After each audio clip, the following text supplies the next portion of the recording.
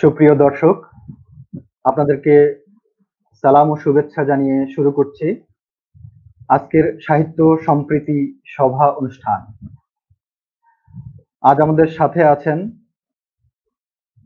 বিশিষ্ট নজরুল গবেষক কবি সন্তোষ ঢালী। আর আজ আমাদের আলোচনার বিষয় কবি নজরুল ইসলামের কবিতা ও গানে লোকজ উপাদান।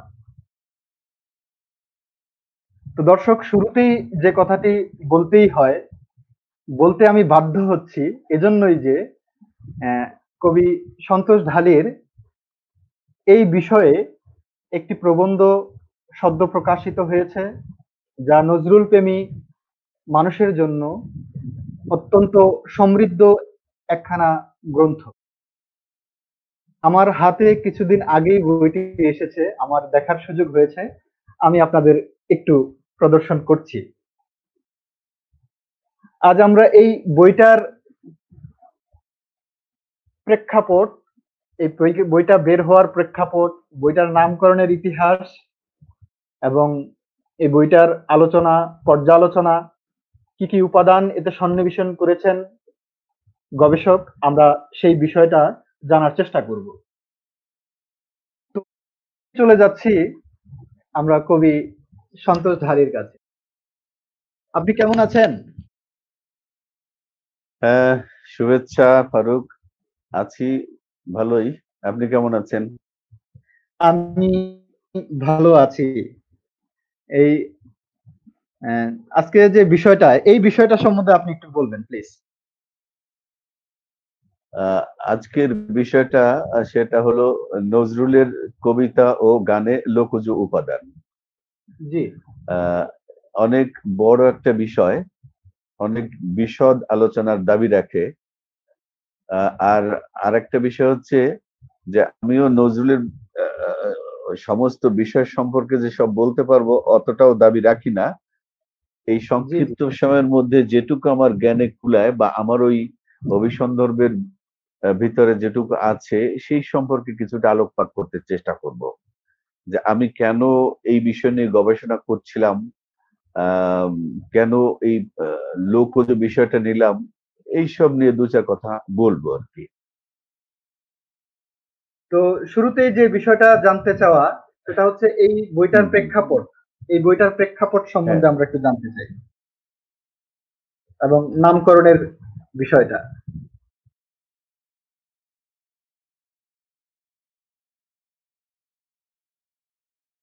সকলের আগে আমি ওই যে কথা বলি সেটা আবার বলে নিতে হয় যে জি জি। সবার হৃদয়ে রবীন্দ্রনাথ, চেতনাতে নজরুল। চেতনাতে নজরুল। নজরুল আমাদের চেতনা জুড়ে নজরুল রয়েছেন। তো সে তো আছেই, ছোটবেলা থেকে নজরুলের গান, কবিতা ভালো লাগতো, ভালো লাগে। তো এই বিশেষ করে নজরুলের যে লোকসুরের গানগুলো, লোকজ গানগুলো, জি জি। ফোক গান যেটাকে আমরা বলি, এই গানগুলো আমাকে খুব আকৃষ্ট করতো। তো সেই আকৃষ্টতা থেকেই মূলত নজরুলের উপর গবেষণা করার ইচ্ছে জাগলো এবং নজরুলের শ্যামা সঙ্গীত, কীর্তনাঙ্গের গানগুলো এতই আবেগময় যেটা আমাকে খুবই আপ্লুত করতো। তখনই আমার ভেতর একটা স্পৃহা জাগলো যে নজরুলের উপর কোনো গবেষণা করা যায় কিনা। তো আমি যখন বিশ্ববিদ্যালয়ের জীবন শেষ করেছি তখন আমি কি বিষয় নিয়ে গবেষণা করব এরকম একটা চিন্তা এলো যে কোন বিষয় নিয়ে গবেষণা করা যায়। তো তখন আমি ভাবলাম যে নজরুলের গান নিয়েই, এবং নজরুলের গানে যে লোকজ বিষয়গুলো আছে, লোকজ উপাদান আছে, লোকজ সুর আছে, এই বিষয় নিয়ে গবেষণা করি। তো প্রথমেই আমি শ্রদ্ধা জানাই আমার শিক্ষক, রবীন্দ্র ভারতী বিশ্ববিদ্যালয়ের রবীন্দ্র বিশ্ববিদ্যালয়ের উপাচার্য অধ্যাপক ডক্টর বিশ্বজিৎ ঘোষ, যিনি আমার তত্ত্বাবধায়ক ছিলেন এই পিএইচডি থিসিসের। এ কারণে যে একজন তত্ত্বাবধায়ক যে ওইরকম বন্ধুর মতো মিশে অতটা সহযোগিতা করতে পারে আমার জানা ছিল না। প্রতিটা জি, জি। লাইন, প্রতিটা শব্দ, প্রত্যেকটা জায়গা তার পরামর্শ আমার কাজ দিয়েছে এবং তিনি কখনোই বিরক্তি বোধ করেননি। এই জন্য স্যারকে আমি কৃতজ্ঞতা জানাচ্ছি, আমার শ্রদ্ধা জানাচ্ছি প্রথমেই।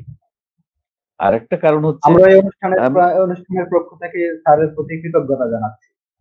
অবশ্যই, অবশ্যই।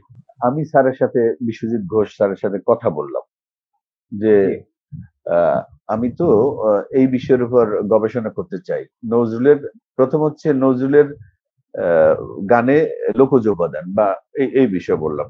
তখন স্যার বললেন যে নজরুলের গান যদি বলো তাহলে তো তোমার বাংলা বিভাগ না করে সঙ্গীত বিভাগে পাঠিয়ে দেবে, বরং নজরুলের কবিতা ও গানে লোকজ উপাদান এই শিরোনামে তুমি গবেষণা করো। তা আচ্ছা। আমি দেখলাম যে অনেক বিশদ কিন্তু করা যায়, এটা অনেক বিশদ হলেও আহ মানে গুরুত্বপূর্ণ, কারণ গুরুত্বপূর্ণ। নজরুলের কবিতাকে বাদ দিয়ে গানকে বাদ দিয়ে ওইভাবে বিশ্লেষণ করাটা একটু কঠিন হয়ে পড়ে। তো যে কারণে আমি আহ ওই স্যারের ওই বক্তব্যটা মেনে নিলাম যে নজরুলের কবিতা ও গানে লোকজ উপাদান এই শিরোনামে গবেষণা করব। তো সেই জি, গবেষণা করতে আহ, কেন আমি আগ্রহী হলাম, আমি আগেও বলেছি এখনো বলছি যে আমি যেটা ফিল করি, অনুভব করি, সেটা হচ্ছে আহ প্রতিটা মানুষেরই শিকড়ের প্রতি একটা মোহ থাকে, শিকড়ের প্রতি একটা টান থাকে, গভীর ভালোবাসা থাকে। আর সেই শিকড়টা হচ্ছে তার ঐতিহ্য, তার সংস্কৃতি। আর সেই সংস্কৃতির মূল ধারক বাহক হচ্ছে লোকমানুষেরা। আমি ব্যাখ্যা করবো আস্তে আস্তে যে লোকমানুষ কারা বা লোকজ বিষয় কি। কিন্তু সেই লোকমানুষ হচ্ছে এই সংস্কৃতির মূল ধারক এবং বাহক। তাদের আমরা আহ নাগরিক ভাষায় বলতে পারি যে অশিক্ষিত, গেয়, চাষাভূষা, কিন্তু তারাই কিন্তু আমাদের এই লোকজ আহ, বিষয়গুলোর উদ্ভাবক এবং এই লোক সংস্কৃতির ধারক বাহক বা এক প্রজন্ম থেকে অন্য প্রজন্মে মানে মানে পাঠিয়ে দিচ্ছে এক এক প্রজন্ম থেকে অন্য প্রজন্মের কাছে, তাদের জি, জি। উত্তরাধিকার সূত্রে তারা প্রাপ্ত হচ্ছে। তো এই জন্য আমি কিন্তু এই লোকজ বিষয়টা বেছে নিয়েছিলাম। আর নজরুলের মধ্যে লোকজ বিষয়, আমি এই লোক সংস্কৃতি লোকমানুষ সম্পর্কে একটু পরে বলছি। তো নজরুলের এই কবিতা এবং গানে লোকজ বিষয়টা কিভাবে আসছে, সেটা হচ্ছে ছোটবেলা থেকেই তিনি বর্ধমান বীরভূম ওই অঞ্চলে বেড়ে উঠেছেন, বক্তব্যে পড়েছেন, লেটর দলে কাজ করেছেন। ওই ওই সময়ে তার মধ্যে নানা সংস্কৃতির একটা সংমিশ্রণ, বিশেষ করে তখন ঘটেছে। ইসলামী জি, জি। ঐতিহ্য, মুসলিম, হ্যাঁ মুসলিম ঐতিহ্য এইটা তার ভিতর বেশি ছিল। পরবর্তী সময়ে অন্য ঐতিহ্যের সংমিশ্রণ ঘটেছে। আমরা দেখব নজরুলের কবিতা এবং গানে বাংলার পাশাপাশি আরবি ফার্সি শব্দের ব্যবহার আছে। একই কবিতায় পাশাপাশি, তেমনি একই কবিতায় বা একই গানে পাশাপাশি এই ভারতীয় পুরাণ, আরবীয় পুরাণ, গ্রিক পুরাণ, মিশরীয় পুরাণ, তারপরে প্রাচ্য পুরাণ, প্রতীচ্য পুরাণ, যাই বলি না কেন, হিন্দু পুরাণ, মুসলিম পুরাণ, সব একই কবিতায় একই গানের মধ্যে পাশাপাশি এমন চমৎকার করে ব্যবহার করেছেন যেটা বোঝা যায় ইনি মানে হচ্ছেন সর্বোপরি এই সর্বধর্ম বিষয়ের উপর আপনি উৎসাহিত হয়েই এই বিষয়ে আপনি আরকি। হয়েই আমি মূলত গবেষণায় নেমেছি। হ্যাঁ, জি, জি। যিনি তো একজন এখন বিশ্ব মানব। যে প্রশ্নটা হ্যাঁ, শুরুতে এসে যায় যে মানুষ নজরুল এবং কবি নজরুলকে আপনি কিভাবে মূল্যায়ন করবেন? প্রথমত আমি যেটা মনে করি, বিশ্বাস করি, অনুভব করি, উপলব্ধি করি, সেটা হচ্ছে একজন শিল্পী বা একজন সাহিত্যিক বা যিনি এই শিল্প সাহিত্যের আহ, মানুষ বলে নিজেকে দাবি করেন, তার জি, প্রথম পরিচয় হতে হবে তিনি একজন মানুষ। তিনি হিন্দু, মুসলিম, বৌদ্ধ, খ্রিস্টান, ভারতীয়, বাংলাদেশি, এটা পরের পরিচয়। সেই মনুষ্যত্ব যদি না থাকে, আমি মনে করি শিল্পের জগতে তার পদচারণা করা একমাত্র ব্যবসায়িক কারণ হতে পারে অথবা নাম যশ খ্যাতির কারণ হতে পারে। আর এছাড়া আমি কিছু মনে করি না। পৃথিবীর বড় বড় মনীষীরা, বড় বড় সাহিত্যিক শিল্পীরা, তারা কিন্তু মানুষ ছিলেন। যে কারণে কবি আর মানুষ এখানে আমার কাছে সমার্থক মনে হয়। জি, নজরুল কবি হিসেবে মনুষ্যত্বের ঘোষণাই করে গেছেন, নজরুল তার গানে মনুষ্যত্বের ঘোষণাই করে গেছেন। যে কারণে একজন কবি আর একজন মানুষ কোনোভাবেই আলাদা করে আমি দেখতে পারি না, যদি তিনি কবি হন। আর যদি বিভিন্ন কবিতা থেকে বিভিন্ন জনের কাছ থেকে ধার করে নিয়ে টিয়ে একটু নাম করার জন্য কিছু করেন, আমি তাকে কবি বলবো না। তার স্বকীয়তা সেখানে যতটাই থাকুক, তার কবির একটা বিষয় হচ্ছে মনুষ্যত্ব। এই জন্য নজরুলকে আমি কবি মনে করি, নজরুলকে আমি মানুষ মনে করি। এই কবি আর মানুষ নজরুলের মধ্যে কোনো পার্থক্য আমি খুঁজে পাই না। একটা আগুন, একটা প্রদীপ, প্রদীপের আলো আর উত্তাপ থাকে, তাই না? কোনোটাকে বিচ্ছিন্ন করা যাবে না, আলো আর উত্তাপকে কোনোভাবেই বিচ্ছিন্ন করা যাবে না। তেমনি নজরুল কবি এবং মানুষ কোনোভাবে বিচ্ছিন্ন করা যাবে না। বলা যাবে না নজরুলকে যে উনি হিন্দু বা হিন্দুত্ববাদী বা মুসলিম বা মুসলিমত্ববাদী, কোনোভাবেই না। উনি একজন সর্বাঙ্গে সর্বোৎকৃষ্ট মানুষ, অসাম্প্রদায়িক মানুষ, যেটা আমার মনে হয়। আচ্ছা, তাহলে আরেকটা বিষয় এসে যায় এই আপনার আলোচনার সূত্র ধরে আরেকটি বিষয় এসে যায়, সাম্প্রদায়িক সম্প্রীতিতে নজরুলের ভূমিকা আপনি কিভাবে মূল্যায়ন করবেন? সাম্প্রদায়িক সম্প্রীতি প্রথমত হচ্ছে আমরা নানাভাবে ভূমিকা রাখি, নানাজন। সেটা হচ্ছে ধরেন কেউ মাঠে বক্তৃতা বা মিছিল করে তার ঘোষণা করছে তার কি বলি বক্তৃতা, তার অন্তরের কথাটা। কেউ কবিতায়, কেউ গদ্য সাহিত্যে, কেউ কোন চিত্রকর্ম এঁকে, তাই না?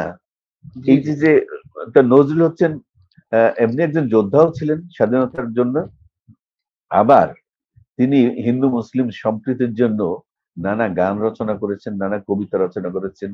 আর তার কবিতায় শুধু সম্প্রীতির কথা তিনি বলে বেরিয়েছেন না, ভেতর থেকে বেরিয়ে আসছে। কেমন করে আমরা তার কবিতা যদি পড়ি, আমি দু এক লাইন আমাকে এখানে আমি পড়ে দেখাতে পারি যে কি চমৎকার করে তিনি বলেছেন। আমি দুটো লাইন পড়ে শোনাবো। হ্যাঁ, এই যে সাম্যবাদী কবিতায়, গাহি সাম্যের গান, যেখানে আসিয়া এক হয়ে গেছে সব বাধা ব্যবধান, যেখানে মিশেছে হিন্দু বৌদ্ধ মুসলিম খ্রিস্টান, গাহি সাম্যের গান। এই কবিতাই একটু পরের দিকে আছে, এইখানে এসে লুটাইয়া পড়ে সকল রাজমুকুট, এই হৃদয়েই সেই নীলাচল, কাশী মথুরা বৃন্দাবন বুদ্ধ গয়া এ, জেরুজালেম এ, মদিনা কাবা ভবন, মসজিদ এই, মন্দির এই, গির্জা এই হৃদয়, এইখানে বসে ঈসা মুসা পেল সত্যের পরিচয়। তার মানে আমরা দেখতে পাচ্ছি যে একই সাথে পাশাপাশি মসজিদেই, মন্দিরেই, গির্জায়, না? তার মানে সর্বধর্ম সমন্বয়ের যে প্রচেষ্টা, একজন অসাম্প্রদায়িক মানুষ, একজন প্রকৃত মানুষ যিনি, তিনি পারেন এরকম ভাবতে। হ্যাঁ, আমরা আরো অন্যান্য অনেক জায়গায় এই ধরনের তথ্য খুঁজে পাবো, যে সাথে সাথে পাশাপাশি আমরা দেখবো যে হিন্দু মুসলিম বৌদ্ধ খ্রিস্টান নানা জাতির নানা ধর্মের নীতির কথা বলেছেন, মিতের কথা বলেছেন। এখানে হচ্ছে নজরুলের স্বাতন্ত্র, আমার কাছে যেটা মনে হয়। আচ্ছা, তাহলে আমরা যদি বিদ্রোহী কবিতাটাও পড়ি, হ্যাঁ, বিদ্রোহী কবিতাটা, ওর মধ্যে কয়েকশো মিথ আছে, কয়েকশো, এক একটা মিথ মানে এক একটা গল্প। তো কয়েকশো মিথের ব্যবহার আছে ওই একটা কবিতার মধ্যে, এবং সেখানে যে কি পরিমাণ প্রতিবাদী তিনি নজরুল, এ কারণেই তাকে বিদ্রোহী বলা হয়। শুধু যুদ্ধক্ষেত্রে বিদ্রোহ ঘোষণা করেছেন, বিদ্রোহ করেছেন সেটা না, সাহিত্যেও তিনি বিদ্রোহ করেছেন।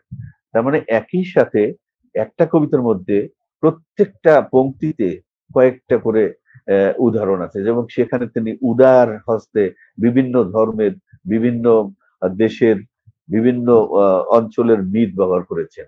একই সাথে তিনি একই মাঠে কৃষ্ণকে নিয়ে আসছেন, আবার সেই ঈসানবী মুসানবী বাঁশি বাজায়, সে সবাইকে এক প্ল্যাটফর্মে এক জায়গায় নিয়ে আসছেন, এক প্ল্যাটফর্মে। অতএব নজরুল আমার কাছে চিরনমস্য একজন মানুষ, একজন কবি, অসাম্প্রদায়িক ব্যক্তিত্ব। যথার্থ আপনার মূল্যায়ন। তো এখন আমরা মূল বিষয়ে আসলে চলে আসি। দর্শকরা যে বিষয়টা আমরা স্ক্রলে দিয়েছি এবং আমাদের আলোচনার বিষয়, নজরুলের কবিতায় লোকজ উপাদান, কবিতায়, হ্যাঁ, আমরা গানের পরে আসছি, আমরা প্রথমে কবিতায় আসি। আচ্ছা আচ্ছা। নজরুলের কবিতায় কিছু তো বলাই হয়ে গেল।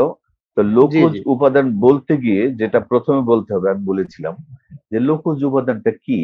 এটা আমি মানে বলতে গেলে মনে হয় ক্লাস করাচ্ছি, কিন্তু একটু তো বলতে হয়, না হলে অনেকেই হয়তো আহ, মানে একটার সাথে একটা কানেক্ট করতে পারবেন না।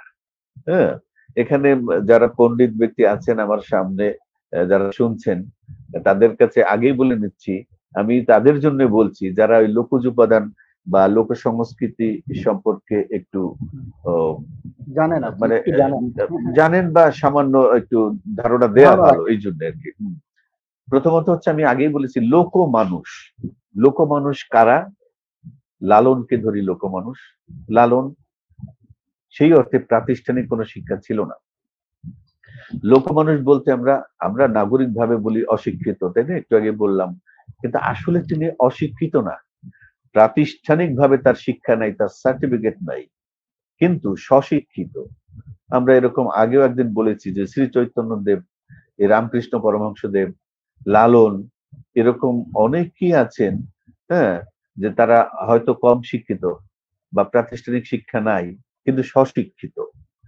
সেই স্বশিক্ষিত মানুষেরা, যারা খেটে খাওয়া মানুষ, আপনি দেখবেন যে হাল চাষ করতে করতে কেউ গান গাইছে, তার জি গান জি। হয়তো অমার্জিত, তার গান হয়তো সুরে মিলছে না, কিন্তু তার ভিতরে একটা প্রাণ আছে, আবেগ আছে, ওটা তার হৃদয়ের আকুতি। একজন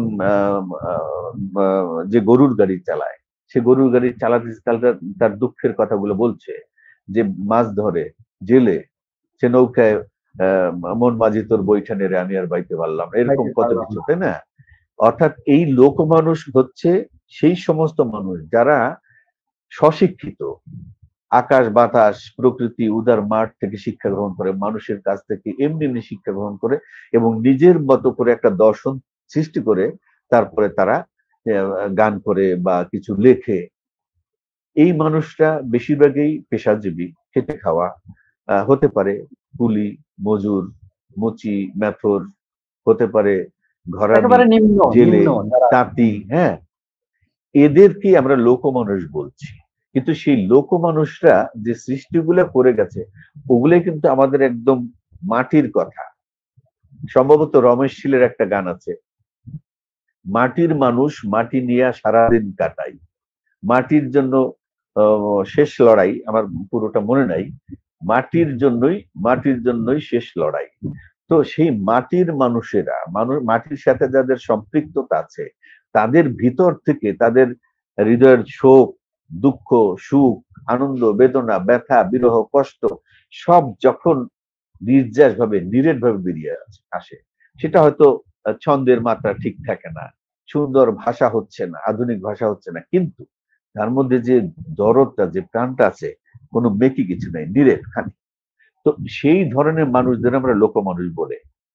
বাংলাদেশে না, সারা পৃথিবীতেই এই লোক মানুষেরাই লোক ঐতিহ্যের ধারক বাহক এবং প্রচারক। আহ তারাই সৃষ্টি করে চলেছে। আমরা যদি দেখি সেই ফোক গানগুলা, ফোক সং যেগুলো বলি, হ্যাঁ, তার মধ্যে কি দরদ আছে। তো এখন আমরা আধুনিক মানুষেরা কি করছি, সেই আদলে ওই গান বা ওই কবিতার কিন্তু লিখিত রূপও ছিল না।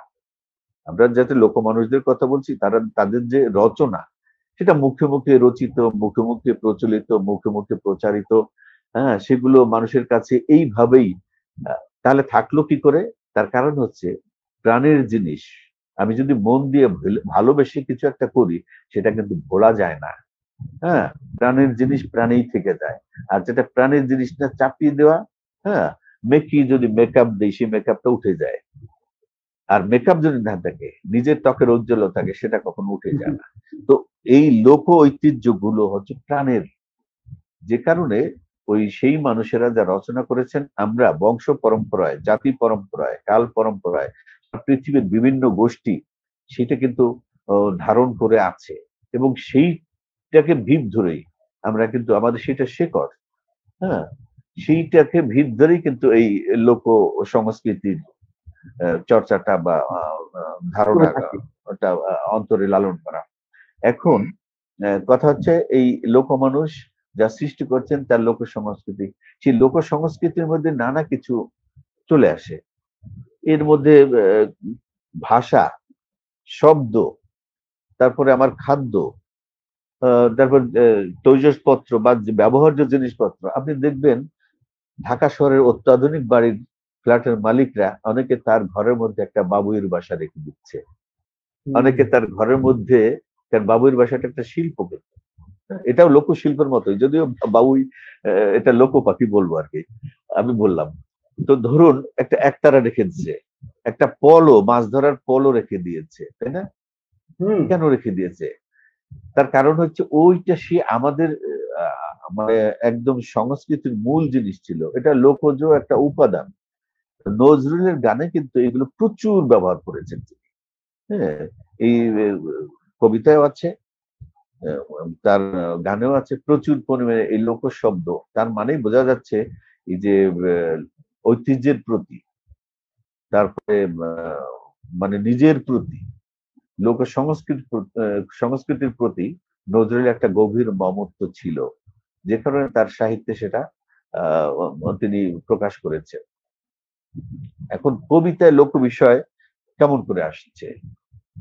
কবিতায় আমরা প্রচুর কবিতার মধ্যে নজরুলের বেশিরভাগ কবিতার মধ্যেই কোনো না কোনো ভাবে মিথের যেমন ব্যবহার পাই, তেমনি লোক পুরাণেরও ব্যবহার পাই, তেমনি লোক সমাজের, লোক সংস্কৃতির ব্যবহারও পাই। আমরা ওই যে উদাহরণস্বরূপ আমরা কিছু বলতে পারি, আর সেটা আমার এই বই থেকে দু একটা উদাহরণ আমি দেই, যে লোক সংস্কৃতির বা লোক সব তো মনে থাকে না সবসময়। যেমন লোক মানুষের কথা যদি বলি, লোক মানুষ, হ্যাঁ, ওকে চন্ডাল চমকাও কেন, নহে ও ঘৃণ্য জীব, ওই হতে পারে হরিশ্চন্দ্র, ওই শ্মশানের শিব, আজ জাত বিজাতের বিভেদ ঘুচি, এক হলো ভাই ভাই বামন মুচি। এই যে বামন মুচি, এটা হলো লোকজ, লোক মানুষ, এদের কথা বলেছেন। তারপরে লোক, যেমন আমাদের লোক একটা বিষয় আছে, গ্রামে এক সময় মেয়েরা কলসিকাকে জল ভরতে খালে বা নদীতে বা পুকুরে যেত, তাই না? এটা কিন্তু জীবন আচরণের একটা বিষয়। তো সেখানে যেমন কলস কাক পুকুর যায়, আচল যায় চুমায় ধুল, দোদুল দুল দোদুল দুল দোলন। হ্যাঁ, তারপরে আমাদের লোক সংস্কৃতির মধ্যে পড়ে বিভিন্ন সম্প্রদায়ের ধর্মীয় আচার প্রথা, এগুলো, সেই আচার প্রথাগুলো কিন্তু লোক সংস্কৃতির একটা অংশ, সেটাও নজরুলের কবিতায় চলে আসে। যেমন পাখি উড়ে যায় যেন কোন মেঘলোক হতে, সন্ধ্যাদ্বীপ জ্বালা গৃহপানে ঘর ডাকা পথে। এই যে সন্ধ্যাদ্বীপ, আমাদের এই বাঙালি সমাজের মধ্যে দেখবো, হিন্দু সম্প্রদায়ের মধ্যে সন্ধে হলেই সন্ধ্যা প্রদীপ জ্বালে, আর ঠিক ওই সময় মসজিদ থেকে মুয়াজ্জিনের আজানের ধ্বনি শোনা যায়। লোকজ। আবুল বাশারের একটা গল্প ছিল, নিশি কাজল বা নিশি কাজল। ঠিক ওই মসজিদের মুয়াজ্জিন যদি আজান দিতে বলে যেতেন, মনে পড়তো ওই বাড়ির মহিলা তো উলুধ্বনি দিয়েছে, আজানের সময় হয়ে গেছে। কিংবা ওই মহিলা উলুধ্বনি দিতে বা তুলসী তলায় প্রদীপ জ্বালতে ভুলে গেছেন, হঠাৎ আজানের ধ্বনি শুনে মনে পড়তো, আরে প্রদীপ জ্বালাতে হয়নি, ওই যে আজান দিয়েছে। তেমন এই যে একটা সম্পৃক্ত হয়, এটা মজ্জাগত। আমরা এইটাকে আধুনিক মানুষেরা আমাদের স্বার্থে, আরেকটু বেশি করে বলা যায় রাজনৈতিক স্বার্থে, আমরা কলুষিত করি। কিন্তু এই যে একটা সম্প্রীতি, হাজার বছরের আজানের ধ্বনি, হ্যাঁ, আবহমান কালের, এটাই আমাদের সংস্কৃতির একটা অংশ, যে কারণে ওই যে এখানে ওই কথাগুলো আসছে। হ্যাঁ, তারপরে কোথায় আর একটু দেখছি,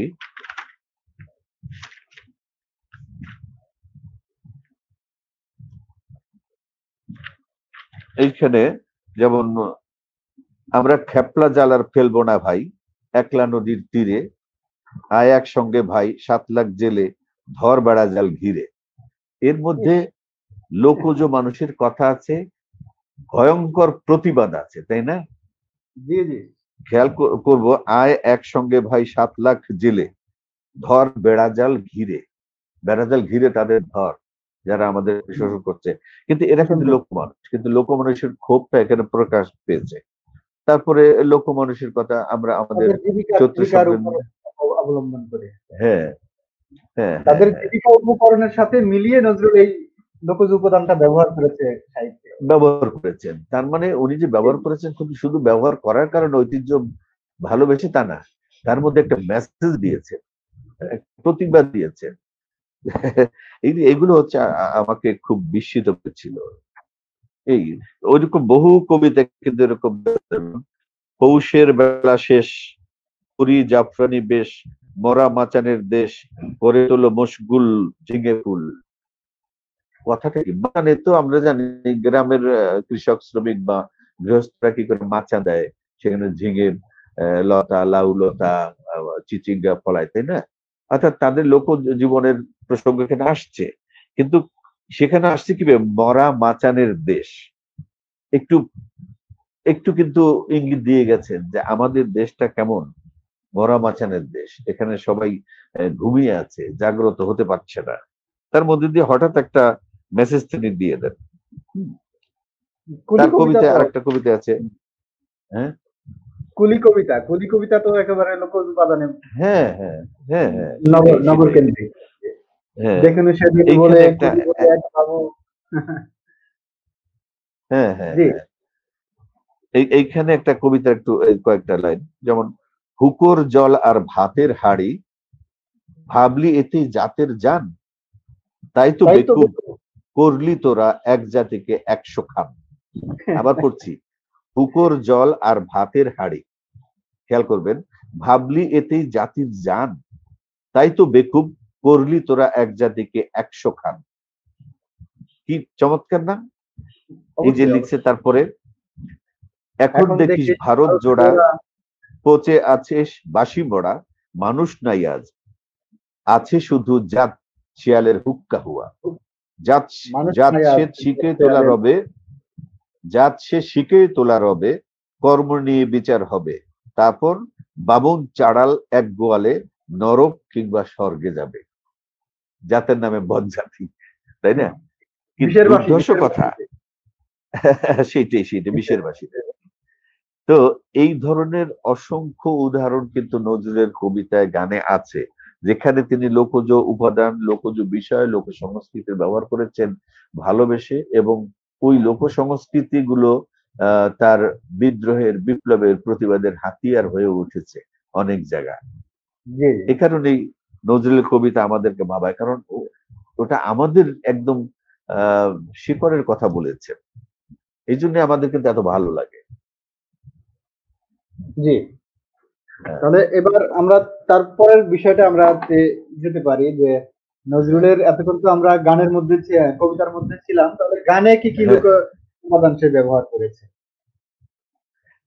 গানের মধ্যেও কিন্তু এই জাতীয় লোকজ বিষয় এরকম ভাবেই আছে। অসংখ্য অসংখ্য সেখানে অসংখ্য। লোক লোক চিকিৎসার কথা আছে, টোটকা চিকিৎসার কথা আছে, ঝাড় ফুঁক মন্ত্রতন্ত্রের কথা আছে, এগুলা কিন্তু লোকজ মানুষের বিষয়। জি। গানের মধ্যে এগুলা উনি তুলে এনেছেন। আর তার গানের সবচেয়ে বড় বিষয়টা হচ্ছে, আহ তিনি যখন ইসলামী গান রচনা করেছেন, তখন মনে হয় যে তিনি ইসলামের একজন গভীর ভক্ত বা মুরিদ। ঠিক শ্যামা সঙ্গীত বা কীর্তন গান যখন রচনা করেছেন, সেই গানগুলো কিন্তু মনে হয় যে এটা একদম ভক্ত, একদম একান্ত ভক্ত না হলে এটা রচনা করা সম্ভব নয়। হুম, জি।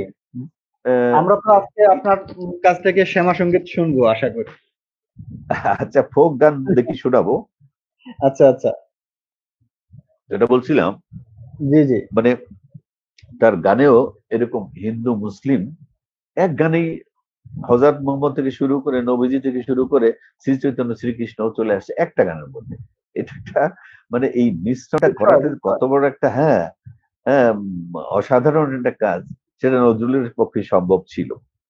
তিনি আহ আমি তো যেহেতু আজকে তার লোকগান নিয়ে আলোচনা করব, বা তার গানের লোকজ বিষয় নিয়ে আলোচনা করব, অন্য গানের দিকে, আধুনিক ভাবের বা প্রেম বিরহের গানের দিকে যাব না।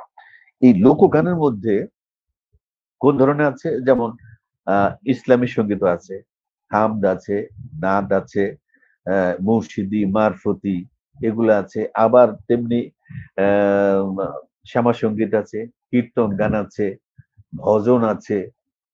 প্রত্যেকটা জায়গায় তিনি সফল এবং সার্থক। আমরা তো সবাই জানি একটা গান, রমজানের ওই রোজার শেষে এলো এলো খুশি খুশি। দিন, তাই না? হ্যাঁ, হ্যাঁ। তাই না? এই গান না হলে তো নজরুলের ঈদই হয় না বিখ্যাত এখন। গান, মানে ঈদেই সফল হয় না মনে হয় এই হ্যাঁ। গানটা না হলে। তো এই গানটাও তিনি লিখেছেন। নজরুলের গান আছে, মোহাম্মদের নাম জপেছিলি বুলবুলিতে আগে, তাই কিরতের কণ্ঠে এমন মধুর লাগে। সুর জাগে, এই জাতীয় মধুর মতো লাগে। আশ্চর্য না? তারপরে হুম। তিনি লিখেছেন আহ আহ, ওইটা, ভোর হলো ওঠ জাগ মুসাফির, আহ, গাফুলতি ভোল, এরকম হুম। আর কি, আমার মনে নেই। কিন্তু ভোর এই হলো যে সন্ধ্যা ছাড়ি। অসাধারণ, হ্যাঁ, হুম, ভোর হলো ওইরকম ওঠ আছে। জাগ মুসাফির, আহ, দেখ রে শয্যা তারপরে ছাড়ি। হ্যাঁ, হ্যাঁ, তারপর আমিনা মায়ের কোলে, তোরা দেখে যে আমিনা মায়ের কোলে, মায়ের কোলে। শশী কি রাঙা শশীর দোলে, তাই না? জি। দুর্দান্ত, এবং গানের সুরগুলোও দুর্দান্ত। তেমনি আবার আমরা যদি চলে যাই, সখী শেহরি কেমন বল, এই গান লেখা, যদি বলি উনি একজন মুসলমান তাহলে তো ভুল হয় কারণ এই সখী শেহরি কেমন বল, গানের সুর, গানের কথা, বা হে গোবিন্দ রাখো চরণে, কিংবা হৃদি পদ্মে চরণ রাখো, আবার শ্যামা সঙ্গীত, শ্যামা নামের লাগলো আগুন আমার দেহ ধূপ কাটিতে, তাই না? এটা আরে, কি অসাধারণ। তারপরে মায়ের পায়ের জবা হয়ে, কি যেন, আহ, রাঙা জবা হয়ে যদি ফুটে, এরকম আমার মনে পড়ছে না। শ্যামাকে অনেক নিয়ে সুন্দর, বহু অনেক গান সুন্দর। আছে, হ্যাঁ, অনেক অনেকগুলো আছে গান। আর কি। হুম। তা তারপরে আমরা সরাসরি, জি, হ্যাঁ, জি। আরো ফোক গান আছে, যেমন সাঁওতালিদের অঞ্চলের গান নিয়ে লিখেছেন। হ্যাঁ, সাঁওতালি, হুম। সেই মাদলের তালে, তারপরে সেই মিশরীয়, যেমন মিশর দেশের সুরেও গান লিখেছেন তিনি, অ্যারব অ্যারাবিয়ান সুরে, অ্যারাবিয়ান ঢঙে গান লিখেছেন। সেই ফোকটাকে তিনি তুলে নিয়ে আসছেন। তার মানে ওই ফোকের জায়গাও তিনি আর এই সেই বাংলায় সীমাবদ্ধ ছিলেন না। হ্যাঁ, হ্যাঁ, কি বলছিলেন বলেন? সার্বজনীন বিশ্বজনীন হয়ে গেছিলেন। হ্যাঁ, অবশ্যই। হুম। ফারুক কি বলছিলেন? আমি বলছিলাম যে তাহলে আমরা একটু অনেক তো কথা শুনলাম এই বিষয়ে, আমরা যদি একটা গান যদি শুনতাম এই সংশ্লিষ্ট বিষয়ে। হ্যাঁ, হ্যাঁ, হ্যাঁ। আচ্ছা, আচ্ছা। জি, জি। আমি একটা গান শোনাচ্ছি, ওই যে আহ তো সবই ফোকের মধ্যে পড়বে। তো সেটা হচ্ছে সাঁওতালি, বা ওই বীরভূম ওই অঞ্চলের সুরের মতো করে, যে পান্তারের মাঠে বধূ হে একা বসে থাকি, হে পান্তরের মাঠে বধূ হে একা বসে থাকি, তুমি যে পথ দিয়ে গেছো চলে তারি ধুলা মাখিয়ে একা বসে থাকি, এ পান্তরের মাঠে বধূ হে একা বসে থাকি, তুমি যে পথ দিয়ে গেছো চলে তারি ধুলা মাখিয়ে একা বসে থাকি, এ পান্তরের মাঠে বধূ একা বসে থাকি।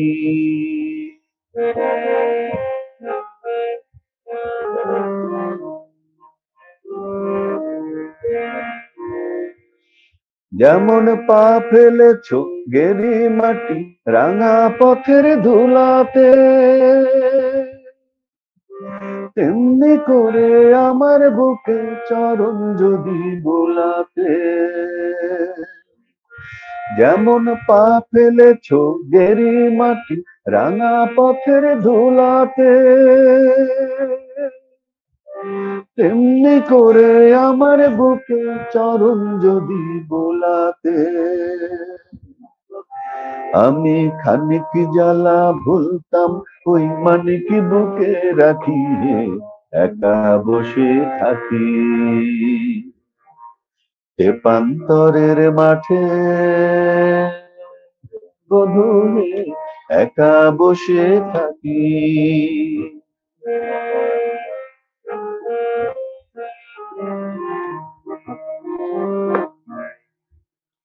আমার খাওয়া পড়ায় নাই রুচি, আর ঘুম আসে না চোখে, ঘুম আসে না চোখে।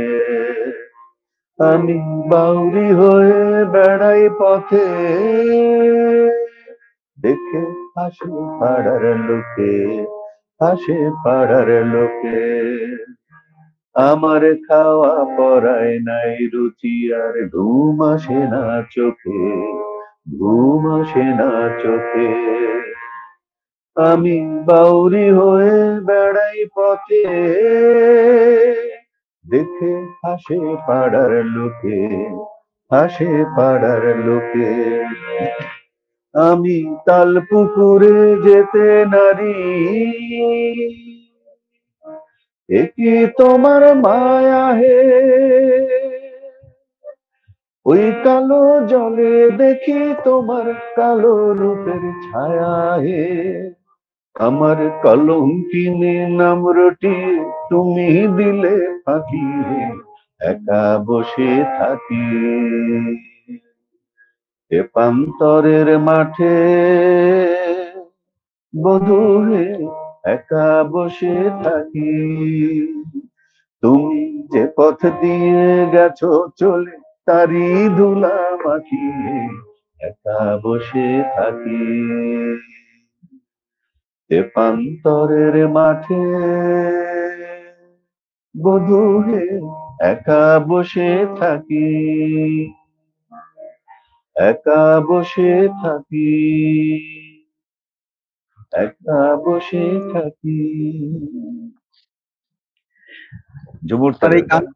জি জি জি, আপনার এই গানগুলো তো মানে মানে একটা প্রফেশনাল স্টুডিওতে গিয়ে রেকর্ড করে রেকর্ড করে সংগ্রহ করা দরকার আসলে। আচ্ছা, ধন্যবাদ। হ্যাঁ, হ্যাঁ, আমরা ইউটিউবে এই গানগুলি আসলে বেশি পাই না বলতে গেলে। আমরা পাই কিছু হ্যাঁ, হামনাত পাই, হ্যাঁ, কিছু হ্যাঁ, আধুনিক হ্যাঁ। গান পাই, কিন্তু এই ধরনের গানগুলি আমরা আসলেই পাই না নজরুলের, যেটা দুর্দান্ত আমাদের এইসব গান রচনা করেছেন নজরুল। কথা, সুর, আপনি গায়কী কি অসাধারণ। হ্যাঁ, এই এই প্রোগ্রামের মাধ্যমে সংস্কৃত হ্যাঁ, বিষয়ক মন্ত্রণালয় প্লাস আপনার নজরুল ইনস্টিটিউটকে সবিনয় অনুরোধ করব এই গানগুলির প্রতি যাতে সজাগ দৃষ্টি দেন আর কি। হ্যাঁ, হ্যাঁ। আসলে এই ফোক গানগুলো, নজরুলের লোকগানগুলো আমাদের তো প্রাণের সম্পদ, তাই না? হ্যাঁ, জি জি নজরুলের এই বিশেষ করে লোকগানের মধ্য দিয়ে আমাদের যে লোকজ ঐতিহ্যটা এত চমৎকার ভাবে চলে আসছে। হ্যাঁ, আর জি সেগুলো উম মানে একটু আগেই আমি যেটা বলছিলাম যে গানের মধ্যেই কিন্তু সবচেয়ে বেশি তার সেই প্রাণের জায়গাটা পাওয়া যায়।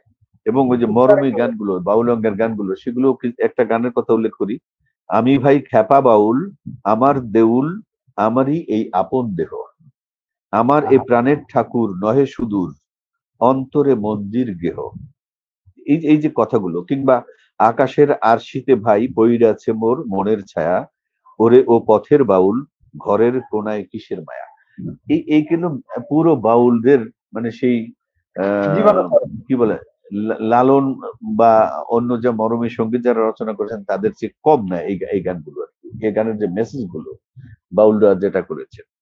তারপরে যদি বললাম যে কীর্তনঙ্গের গান, আমরা তো জানি যে আহ, কীর্তন সাধারণত রাধা কৃষ্ণের প্রেমলীলা বিষয়ক হয়ে যায়, তাই না? সেই গানগুলো রাধা কৃষ্ণের প্রেমের বা বিরহের বিষয়গুলো থাকে কীর্তন গানে, কিন্তু তিনি সেই গানটাকে এমন ভাবে উপস্থাপন করেছেন, এটা নর নারীর প্রেমের বিষয় হয়ে দাঁড়িয়ে অনেক সময় গেছে। হ্যাঁ, সেই কীর্তনের মধ্য দিয়ে মানে এই মানবিক যে আবেদনটা, হ্যাঁ, মানসী প্রেমের যে আবেদনটা, সেটা কিন্তু অনেক সময় তার গানে উপস্থাপন হয়ে গেছে। অথচ রাধা কৃষ্ণের মধ্য দিয়ে এই যে মানুষের প্রেম, বিরহ, ভালোবাসার কথাটা তিনি ফুটিয়ে তুলেছেন তার কীর্তনে। যেমন সখী আমি না হয় মান করেছিনু, তোরা তো সকলে ছিলি, আমার পায়ে মান ধরে তো ভাঙাতে। কৃষ্ণকে ফেরাতে পারতি। আমি তো অভিমান করে রয়েছি, কৃষ্ণ চলে যাচ্ছে মথুরা ছেড়ে, বৃন্দাবন ছেড়ে। আমি না হয় মান করেছিল, তোরা তো সকলে ছিলে, তোরা কেন ফিরেলি না? পায়ে ধরে সেদে সেদে ফিরেলি না কেন? কতটা আকুতি, তাই না? জি, জি। কিংবা ওরে ও নীল যমুনার জল, কোথায় ঘনশ্যাম? কিংবা এই যে গোঠের রাখাল বলে দে রে, কোথায় বৃন্দাবন?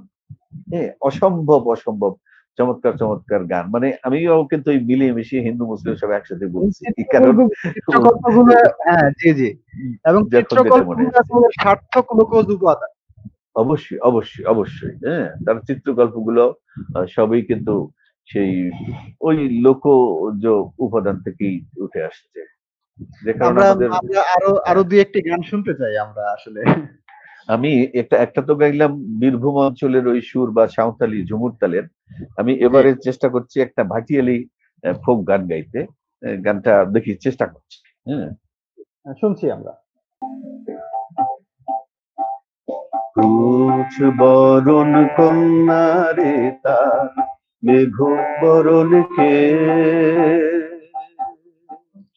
ওরে আমায় নিয়ে যাও রে নদী, সেই সে কন্যার দেশ। কুচ বরণ কন্যা রে, কুচ বরণ কন্যা রে তার মেঘ বরণ কে, ওরে আমায় নিয়ে যাও রে নদী, সেই সে কোনার দেশ। কুচ বরণ কন্যা রে।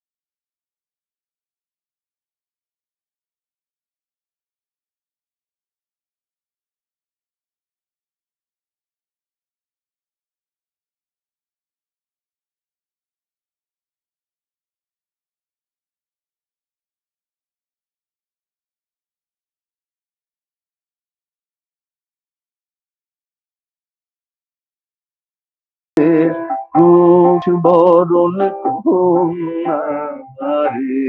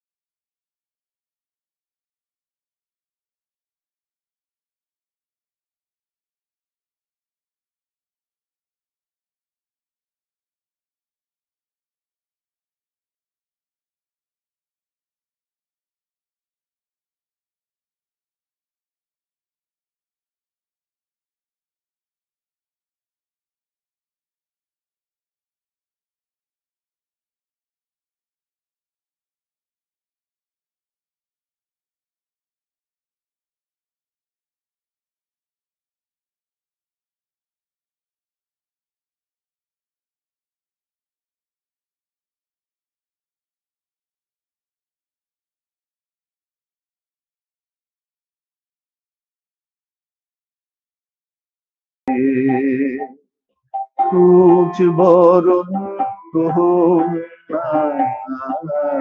রে। লোকজ উপাদান, ধন্যবাদ। হ্যাঁ, লোকজ উপাদান একেবারে সার্থক ভাবে সে বোঝাই। এখানে, হ্যাঁ, রূপায়িত করেছে আর কি। আমরা তো দুটো গান শুনলাম। যে বিষয়টা আমরা এখন আসবো সেটা হচ্ছে রবীন্দ্রনাথ এবং নজরুলের সাহিত্যের পার্থক্য কোথায় আসলে?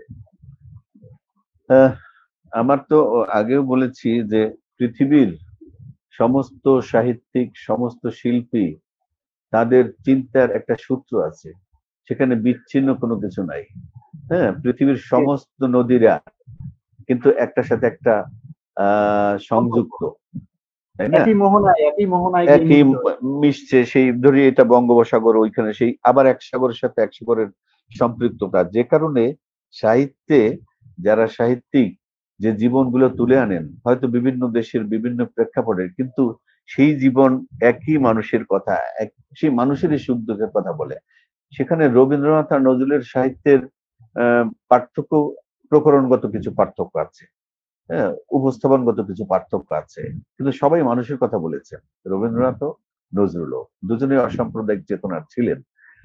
তো পার্থক্য আমি তো মনে করি কিছুটা সময়ের কারণে প্রকরণগত কিছুটা পার্থক্য থাকে। রবীন্দ্রনাথের কাল আগে ছিল, নজরুল তার পরের সময়। এখন আমরা যারা লিখছি তাদের সময়টাও, চিন্তার জায়গাটা কিন্তু আমাদের খুব একটা পার্থক্য হয়নি, কিন্তু চিন্তা চেতনার জায়গায় এক আছে, প্রকরণগত কিছুটা পার্থক্য হচ্ছে বা হয়েছে। হ্যাঁ, সময়ের নজরুলের কারণে। কথা সময়ের কারণে। তো খুব একটা আমি খুব একটা পার্থক্য দেখি না।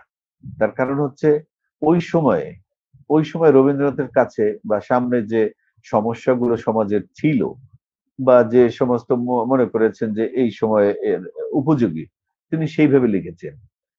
এরপরে নজরুলের সময় এসে নজরুল তার উপযোগী সময় লিখেছেন। আমরা ৪৭-এর কথা যদি ধরি, ওই সময়কার কবি সাহিত্যিকের সবার ভিতরে ৪৭-এর যুগ যন্ত্রণা, কষ্ট, রক্তাক্ততা বিদ্যমান, প্রকাশ পাবেই। বিদ্যমান। আবার ৭১ বা ৬৯-এ আমাদের বাংলাদেশের যে পরিস্থিতি, বা ৫২-তে, ওই সময় যারা সাহিত্যিক তাদের মধ্যে এই এই সময়টা থাকবেই, থাকতেই হবে।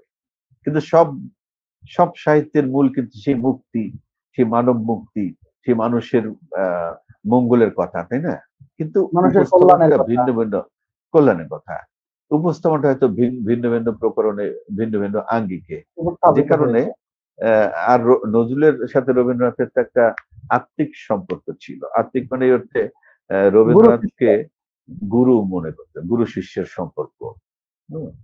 যে কারণে আমি বিতর্ক দেখি না, বা বিতর্ক সৃষ্টি এখানে যারা করেন তাদেরকে বলবো ভালো করে আরো একটু উপলব্ধি করতে, অনুভব করতে, তাহলে আর এই গুরু শিষ্য বিরক্তির বলতে যে মানে ভালোবাসার বিতর্ক। সম্পর্কটা, মানে গুরু শিষ্য হ্যাঁ, বলতে ভালোবাসার সম্পর্কটা এতই মধুর ছিল। এতই মধুর ছিল। সিনিয়র, হ্যাঁ, হ্যাঁ, সিনিয়র জন্য সেটাই, বাবা, বাবা ছেলের মতো আর কি। বাবা ছেলের মতো, সেটাই। এবং ওই সময়ের যারা আমরা বলি পঞ্চগীতিকার বা পঞ্চকবি, রবীন্দ্রনাথ, তারপরে ডিএল রায়, অতুল প্রসাদ, রজনীকান্ত, নজরুল, এর মধ্যে সবচেয়ে বয়স্ক ছিলেন রবীন্দ্রনাথ, সবচেয়ে কনিষ্ঠ ছিলেন নজরুল ইসলাম। এবং বাংলা গানকে যারা সমৃদ্ধ করেছেন এই পাঁচজন, কিন্তু এই খুব স্নেহ পাঁচজন, করতেন। এই পাঁচজনের আলাদা আলাদা বৈশিষ্ট্য প্রত্যেকেরই। হ্যাঁ, গানের সুরের, আবেদনের, সবের। তো নজরুল হচ্ছে এদের মধ্যে সর্বকনিষ্ঠ জন। তো যে কারণে নজরুলের বয়স কিন্তু রবীন্দ্রনাথের চেয়ে অনেক কম। হ্যাঁ, এখন আরেকটি বিষয়, আমরা আসলে বিষয়ের বিষয়ের বাইরে আমাদেরকে যেতেই হচ্ছে, কেননা আমাদের সামাজিক বাস্তবতা যেভাবে আমাদের, মানে অক্টোপাসের মতো আমাদের যেভাবে আঁকড়ে ধরে আমাদের সামাজিক বাস্তবতা, আমরা এর বাইরে তো যেতে পারি না আসলে। না না, সে আমরা তো বটেই।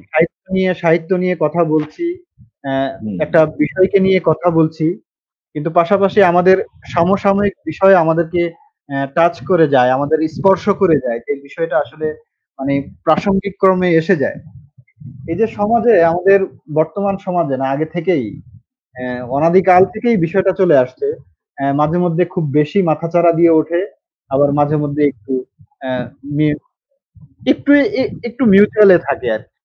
তো আহ, যে বিষয়টা সেটা হচ্ছে যে এই যে সামাজিক যে অবক্ষয়, আপনার যৌন যে বিষয়টা, যৌনতা, যে অশ্লীলতার বিষয়টা, এই যে হ্যাঁ হ্যাঁ ধর্ষণের হ্যাঁ। বিষয়টা, সারা দেশব্যাপী, বিশ্বব্যাপী যে ধর্ষণের বিষয়টা, এই ধর্ষণ থেকে আসলে মুক্তির উপায় কি? আসলে আমরা এই ধরা আসলে আহ, আমাদের নিয়ে যাচ্ছে কোথায়? আসলে আমাদের কোথায় নিয়ে যাচ্ছে এবং এখান থেকে মুক্তির আমরা হ্যাঁ, পরিত্রাণের আচ্ছা, পথ কোথায় পাবো? মুক্তির একমাত্র উপায় হচ্ছে সুশিক্ষা। সুশিক্ষা, এখানে ধর্মীয় শিক্ষা সারা দেশেই আছে, অন্যান্য দেশেও আছে। তার পাশাপাশি আমাদের যেটা নৈতিক শিক্ষা যেটা বলি, মানুষ হিসেবে আমাদের যে শিক্ষাটা, সেই শিক্ষাটার যা ঘাটতি আছে, সেই ঘাটতিটা পরিবারে সেই আছে, শিক্ষাটা কি মূলত? প্রতিষ্ঠানে মানে আছে। মানুষ হিসাবে, জি, মানুষ হিসেবে আমরা যে শিক্ষাটা নেব, মানুষ হওয়ার শিক্ষাটা জন্য, নেব, হ্যাঁ হ্যাঁ, হ্যাঁ, যে সেই সেটা শিক্ষাটা কি? সেই শিক্ষাটা কি? আমি তো একটা বিশেষ জায়গায় আছি। এখন জি। নিজের দোষী বলতে হয় যে টেক্সট বুক বোর্ডের বইয়ে আমি বারবার বলে আসছি, আমাদের যে বইগুলো আছে এক এক শ্রেণীতে ধরি 4টা ধর্মীয় বই আছে, হিন্দু, মুসলিম, বৌদ্ধ, খ্রিস্টান। তো সেখানে যে হিন্দু সে হিন্দু বই পড়ে, যে মুসলিম সে বই। আমি বলে আসছি এটা অনেককেই যে এটা হলে ভালো হয়। সেটা হচ্ছে 4টা পার্ট থাকবে, একই বই, প্রত্যেকের হাতে একটা বই যাবে। তার মধ্যে 5টা পার্ট, একটা হচ্ছে নৈতিক শিক্ষা, যে নৈতিক শিক্ষা হিন্দুর জন্য যা, মুসলিমের জন্য তা। আর একটা হচ্ছে এক একটা পার্ট থাকবে, একটা পার্ট হিন্দু ধর্মের যারা, যারা একটা বা মুসলিম ধর্মের যারা। হ্যাঁ, তাহলে একটা জি। যদি 5টা অধ্যায় থাকে, 4টা ধর্মের মানুষ 4টা অধ্যায় পড়বে, আর একটা হচ্ছে নৈতিক শিক্ষা থাকবে, সেটা সব। আমি এক বইতে সংশ্লিষ্ট করতে চাচ্ছি এই কারণে যে হিন্দু ঘরের সন্তান শিক্ষার্থী, সে কিন্তু ওই মুসলিম ধর্মের মধ্যে কি আছে ওইটা জানছে না। ওটা জি। পরীক্ষা না থাকুক, কিন্তু জানার অধিকার তো তার আছে। তেমনি জানতে হবে বৌদ্ধ অবশ্যই। বৌদ্ধ বৌদ্ধ ধর্মের অংশে কি আছে সে কিন্তু এটা পড়ছে না। যখন একটা বইয়ের মধ্যে থাকবে, এক মলাটের মধ্যে, তখন তার একটু ইচ্ছে হবে পড়ার, হ্যাঁ, যে অন্য ধর্মে কি আছে। আর নৈতিক শিক্ষাটা যদি ভালো হয়, যখন বুঝতে পারবে যে এটা অন্যায়, এটা ন্যায় নয়, সেটা করা যায় না। একই সাথে দেখবেন এই যে মাদ্রাসার হুজুরদের কাণ্ডগুলো, আমি আমি জানি না এটা আবার আমরা ছোট বিপদ করছি ঘটে না, না। আমরা কাউকে ছোট হ্যাঁ, করছি না। ছোট করছি না, কিন্তু অনেক হুজুর কি কেন তারা তাহলে নামাজ পড়ছেন, রোজা রাখছেন, তারপরে কি করছেন, আদর্শের পথে থাকছেন, তাহলে এটা কেনই বিকৃতি দেওয়া হবে, তাই না? জি। তার মানে হচ্ছে সে হচ্ছে ভণ্ড, প্রতারক। প্রকৃত যিনি সৎ, তিনি যে আদর্শ শিক্ষা নিয়েছেন, মানবিক সেই মূল্যবোধের শিক্ষা তিনি শিক্ষা প্রয়োগ নিয়েছেন, করেননি তার জীবনে। সেই শিক্ষা তিনি করেন তার জীবনে প্রয়োগ করেন। প্রয়োগ করেননি, তার মানে সে ওইটা আত্মস্থ করেননি। এখন এই যে ধর্ষণ বেড়েছে এটাও বলবো না, কমেছে সেটাও বলবো না। তার কারণ হচ্ছে অনেক সময় এখন মিডিয়ার যুগ, প্রত্যেকের হাতে এখন টেলিভিশন, মানে হচ্ছে মোবাইলের মধ্যে ইউটিউব, সাথে সাথে চলে হ্যাঁ, যাচ্ছে। হ্যাঁ। তার মানে এখন যেগুলো হচ্ছে, এগুলো আগেও হয়তো হতো, এখনো হচ্ছে, এখন আমরা তাড়াতাড়ি জানতে পারছি। কিন্তু সোশ্যাল মিডিয়ার কারণে কেন আমরা হবে, এখন একেবারে, হ্যাঁ। এখন কেন বেশি হবে? কারণ এখন মানুষ সভ্য হচ্ছে, এখন তারা কম হবে, তাই না? এখন মানুষ শিক্ষিত হচ্ছে, এখন মানুষের হাতে, এখন রাস্তার মোড়ে মোড়ে কি ক্যামেরা, সিসি ক্যামেরা লাগানো আছে, মানুষ একটু সচেতন হবে, তাই না? তা না, তার মানে হচ্ছে মানুষ সচেতন হচ্ছে না, মানবিক মূল্যবোধের শিক্ষা নিচ্ছে না। আমি শিক্ষাকে দায়ী করব, এবং এর সাথে পরিবার তো আছেই, প্রশাসনও কিছুটা প্রশাসনিকভাবে যে মারাত্মক ভূমিকা রাখে, যেটা যারা করবে তাদের যাবজ্জীবন কারাদণ্ড বা ফাঁসি, তাহলে কিন্তু তখন অন্তত মৃত্যুর দৃষ্টান্তমূলক ভয়টা কিছু, কাজ করবে, কিছু দৃষ্টান্তমূলক, তাই না? দৃষ্টান্তমূলক। প্রশাসন জি। সেই, তো এটা তো ছেড়ে দেওয়ার বিষয় না। যাই হোক, এই বিষয় নিয়ে খুব বেশি কিছু না বলি, শুধু এই এই ধরনের যারা করছে তাদের তো শাস্তি হওয়া উচিত, ধিক্কার জানাই। এবং যারা প্রশ্রয় দিচ্ছে রাজনৈতিক কারণে, কিংবা আহ কি বলা যায়, ধর্মীয় কারণে, সাম্প্রদায়িক কারণে বা অঞ্চলের কারণে, এদেরকে ঘৃণা জানাই। এগুলো সামাজিক অবক্ষয়। হ্যাঁ, এগুলো থেকে মুক্তি না আসলে, মানুষ যখন মানুষের প্রতি আস্থা হারাবে, মানুষের প্রতি মানুষ যখন বিশ্বাস রাখতে পারবে না, তখন তো দুনিয়াটা ঠিক মানুষের দুনিয়া থাকবে না, পাশবিক তখন দুনিয়া তো, হয়ে যাবে। জি, জি, পশুত্বের হ্যাঁ, পশুত্বের বিষয়ে চলে আসবে তখন। পশুত্বের অধিকারে চলে যাবে, জি। এই আর কি। তো আমরা প্রসঙ্গক্রমে এই এই বিষয়টা আমরা এসেছিলাম। তো এখন আমাদের আগের বিষয়ে আমরা চলে যাই যে আচ্ছা পাশাপাশি আরেকটি আচ্ছা। বিষয় যে ২০২০ সালে মানে এই বছর যে সাহিত্যে নোবেল পেয়েছেন মার্কিন হ্যাঁ হ্যাঁ কবি, আপনার হ্যাঁ দেখার হ্যাঁ, সুযোগ হয়েছে নিউজটা। না দেখার সুযোগ হয়েছে, নামটা ভুলে গেছি, মনে থাকে না, বড় না। তার নাম হচ্ছে হ্যাঁ লুইস লুইস ব্লাক। হ্যাঁ হ্যাঁ, ওই এক ভদ্র মহিলা। জি, জি, ৭৭ বছর বয়সী। হ্যাঁ হ্যাঁ, কিন্তু আমি, তো আমার দুর্ভাগ্য, তার কোনো লেখা আমার পড়া নেই, পড়িনি আমি। হ্যাঁ, হ্যাঁ, মানে আপনার হ্যাঁ, নোবেল কমিটি বলছে যে তার কবিতায় হ্যাঁ, হ্যাঁ, হ্যাঁ, লক্ষ্যভেদী কাব্যিক উচ্চারণ থেকে অস্তিত্বকে সার্বজনীন অস্তিত্বে রূপান্তরিত হয়েছে। হ্যাঁ, মানে তার নিজের বিষয়টা, তার ব্যক্তি সত্তার বিষয়টা সার্বজনীন বিষয় হয়ে গেছে। এজন্যই মূলত তাকে অবশ্যই। নোবেল দেওয়া হয়। এবং সেটাই তো হতে হবে। আমি আমি আমার ক্লাসে যখন পড়াতাম তখন সাহিত্য পড়াতে গিয়ে এক, আহ, ৩টা বিষয়ের কথা বলতাম, যে সেই লেখাটাই সাহিত্যিক মানে উন্নীত হবে, সাহিত্য সম্পন্ন হবে, যার প্রথম গুণ হচ্ছে সর্বজনীনতা। তার মানে আমি আমার কথাই বলছি, সেটা আমার মানে ভালোবাসার আপসহীন কথা হোক, স্বীকারোক্তি, প্রেমের আপসহীন কথা হোক, স্বীকারোক্তি। বিরহের কথা হোক, তাই না? সেইটা পৃথিবীর যে কোনো প্রান্তের যে কোনো মানুষ পড়বে, মনে হবে যে এটা আমার কথা। সর্বজনীনতা। আরেকটা হচ্ছে শাশ্বতকালীন আবেদন। সর্বজনীনতা বুঝে দিকে আমি ওই যে সিকান্দার আবু জাফরের জনতার সংগ্রাম চলছেই চলবেই, জনতার সংগ্রাম চলবেই, তাই না? তার মানে অসাধারণ জনতার গান, সংগ্রাম, হ্যাঁ, উজ্জীবিত সবার করার মতো। সংগ্রাম, এটা চলবেই, এটা হুম। সবার। তেমনি কালোত্তীর্ণ মানে শাশ্বতকালীন আবেদন থাকতে হবে সাহিত্যে, নাহলে হবে না। যেমন ভারতচন্দ্র রায়গুণাকার প্রায় ১৫০ বছর আগে বলেছেন, আমার সন্তান যেন থাকে দুধে ভাতে। তার মানে আমাদের মুখে এখনের, মুখে এই কথা। তাই না, এখনের বা হুম। ৫০০ বছর পরের অভিভাবক বা পিতামাতার বা যারা থাকবেন গুরুজন, তাদের কি থাকবে এই কথাই, আমার সন্তান যেন থাকে দুধে ভাতে। তাকে তার মানে বুঝে পায়। কালোত্তীর্ণ হতে হবে সেই সাহিত্যের আবেদনটা। আর একটা হচ্ছে রস। যদি সেটা পড়তে ভালোই না লাগলো, রস না থাকলো, তাহলে কেন মানুষ সেটা পড়বে? তো সাহিত্যের এই যে যে লুইস যেটা পেলেন, কি যে বিশ্বজনীনতা, সার্বজনীন মূল্যবোধ, তাই না? নিজের মানব এটা, জীবনের কষ্ট, মানে নিজের কষ্টকে হ্যাঁ, সার্বজনীন কষ্ট হিসেবে উপস্থাপন করা। এটা না হলে সাহিত্যই হতে পারে না। হ্যাঁ, ওই জায়গাটা হচ্ছে মূল জায়গা।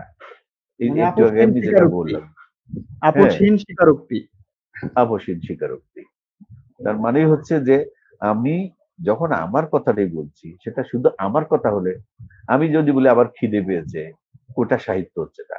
কিন্তু সুকান্ত যখন বলে ক্ষুধার রাজ্যে পৃথিবী গদ্যময়, তখন তো পূর্ণিমা সেটা চাঁদ যেন সাহিত্য। ঝলসানো ওঠে, তখন সেটা সাহিত্য হয়ে ওঠে। কারণ তখন সমস্ত ক্ষুদিতের কাছে ওই পূর্ণিমার চাঁদটা তখন চাঁদের মতো লাগে ঝলসানো না, রুটি, ঝলসানো রুটি। ঝলসানো রুটির মতো লাগে।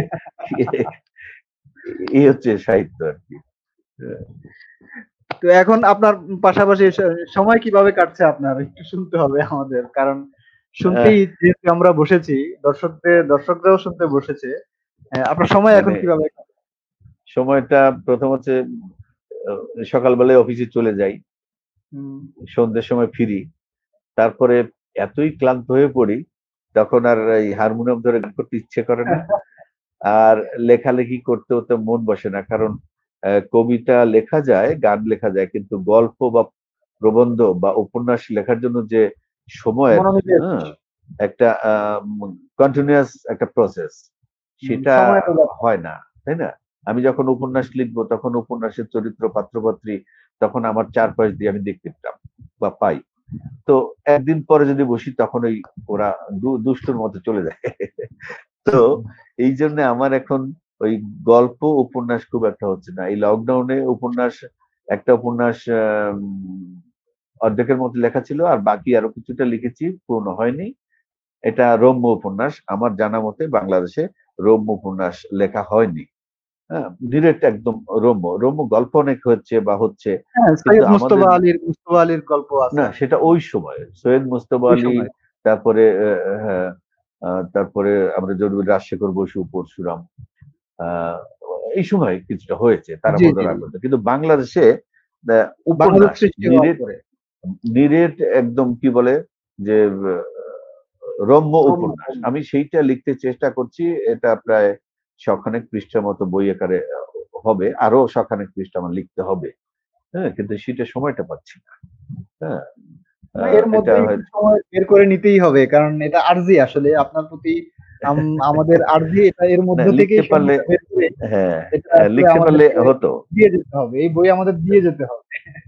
আপনি যেখানেই যান।